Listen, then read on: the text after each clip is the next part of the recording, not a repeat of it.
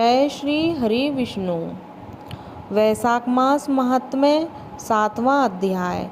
नारद जी कहने लगे कि मिथिलापुरी का राजा यह अद्भुत चरित्र देखकर ऋषि के आगे हाथ जोड़कर खड़ा हो गया और कहने लगा कि हे महात्मन, इस धर्म को विस्तार पूर्वक सुने।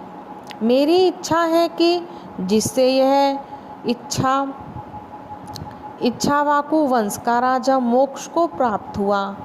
श्रुति देव कहने लगे कि तुम धन्य हो जो युवावस्था में ही तुमको भगवान के धर्म के लिए इतना प्रेम है।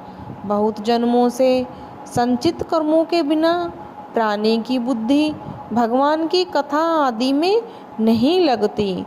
इस युवा अवस्था में इतना बड़ा राज्य पाकर तुम्हारी ऐसी मति को देखकर मैं तुमको श्रेष्ठ वैष्णव मानता हूँ।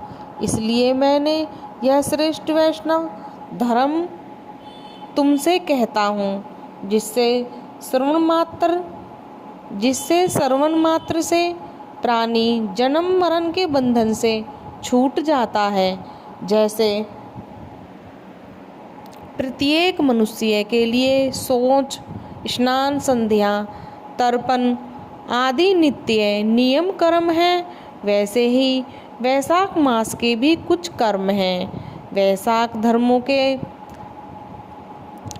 के समान है और कोई धर्म नहीं है।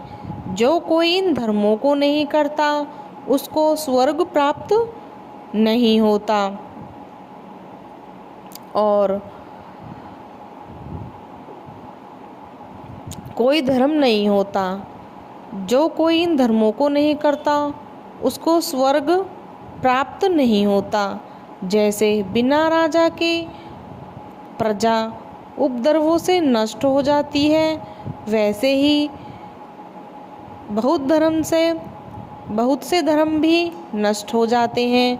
वैशाख मास के धर्म जैसे जल का घड़ा देना, प्याऊ लगाना, मार्ग में छाया करवाना, जूता, खड़ाऊ, छतरी, पंखे, पौधे लगाना और ये सभी दान करना, श्रम को दूर करने वाले, गौरस का दान, बावड़ी, कुआं, तालाब, नदी, धर्मशाला आदि बनवाना, नारियल, ईख और कपूर, कस्तूरी आदि का दान करना, चंदन आदि सुगंधित द्रव्य, शैया, खाट, आम और फल पुष्प,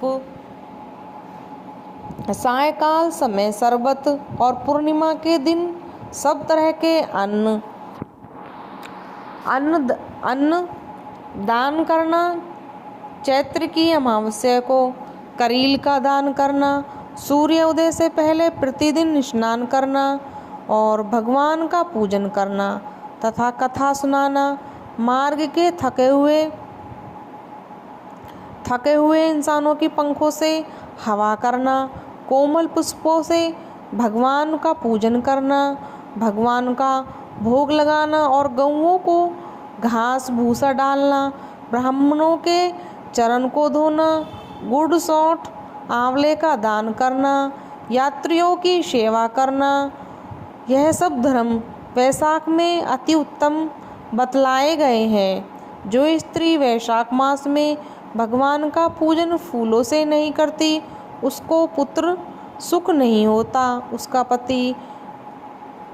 उसके पति की आयु भी नष्ट हो जाती है। इस मास में भगवान लक्ष्मी विष्णु अपने पार्षदों के साथ इस पृथ्वी पर लोगों के घर घर जाकर उनकी परीक्षा लेते हैं। जो इन दिनों में उनका पूजन नहीं करता वह रौरव आदि नरक में पड़ता है और फिर 5 बार राक्षस की योनि को प्राप्त हो जाता है।